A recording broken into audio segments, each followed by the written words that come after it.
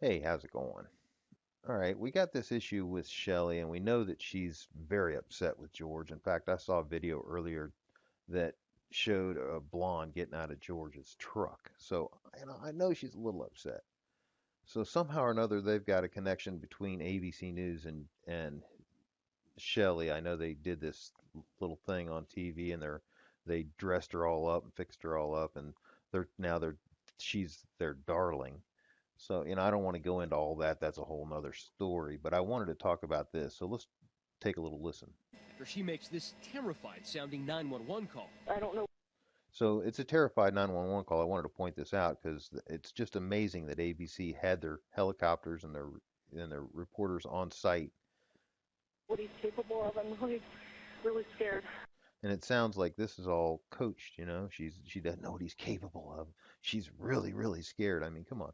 This is the man that she was standing by during that whole trial. So, we know that she's all upset that he's so selfish because he wouldn't share the money, right? And now she doesn't know what he's capable of. It's like, what? I don't know this man. I don't know who he is. You can hear Shellie Zimmerman, who filed for divorce from George last Thursday, describe what she calls the assault. He punched my dad in the nose. My dad has a mark on his face, and then took my iPad out of my hand and smashed it.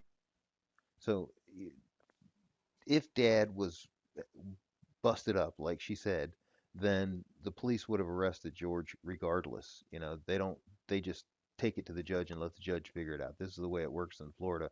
It doesn't, the victim doesn't have any say in the matter because it becomes a crime against the state. Anytime there's a violence against another person, it's not just the person who's the victim. And that's why, it's bull.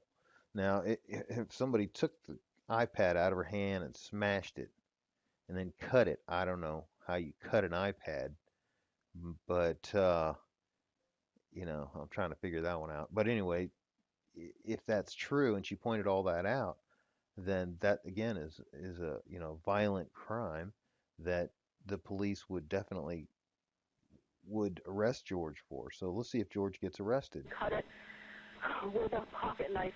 At about 2 p.m., Shellie Zimmerman told police she had come with her father to their house to pick up her things when the altercation began.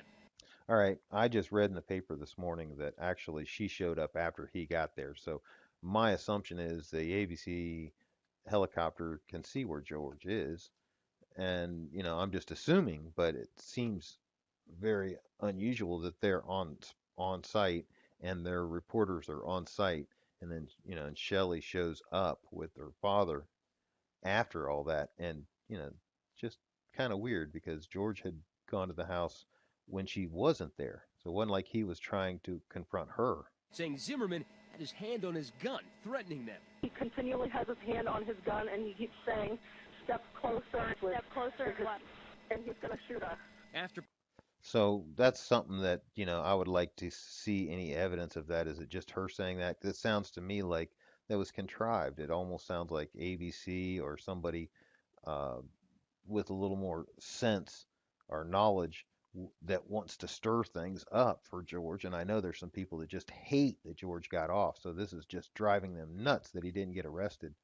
At least they say he did. But take a look and you'll see that he walks out of there without any handcuffs on. police arrive, 8 units. You hear Shellie break down. Oh, my God. Police say Zimmerman told them he had acted in, quote, a defensive manner and, quote, never had his hand on his gun, and that both sides accused the other of being the aggressor. It's Zimmerman's latest tangle with the law. Just last week, he was slapped with a $250 speeding ticket. Here's why I stopped you for speed. Sorry. What's he say? Sorry. Nearly 2 weeks after this murder acquittal for shooting and killing Trayvon Martin, Zimmerman was stopped for speeding on a Texas highway. Just days ago, this explosive interview with his wife, Shellie, just after. So the explosive interview. So the media is going to follow him around for the rest of his life. He got acquitted. He's done, but not according to the media who have decided that he's guilty and they don't care. So there has to be a law that prevents this kind of thing. I mean, did the helicopter follow George over there to the house? Did they call Shellie and ask her to show up over there to start this thing and hear and coach her to say certain things to the 911 operator to make it sound like George was doing something wrong? because they know he's got a gun. Everybody knows that. So anybody that sees him can say he has a gun. Of course he does.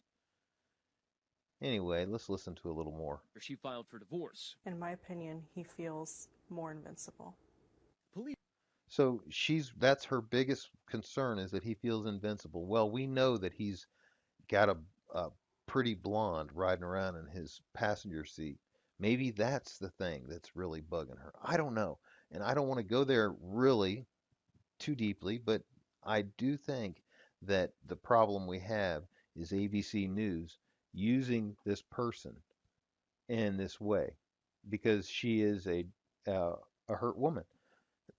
I think that it should be, illegal to do this. So anyway, I wanted to bring it up. Good talking to you guys. Talk to you later. Bye.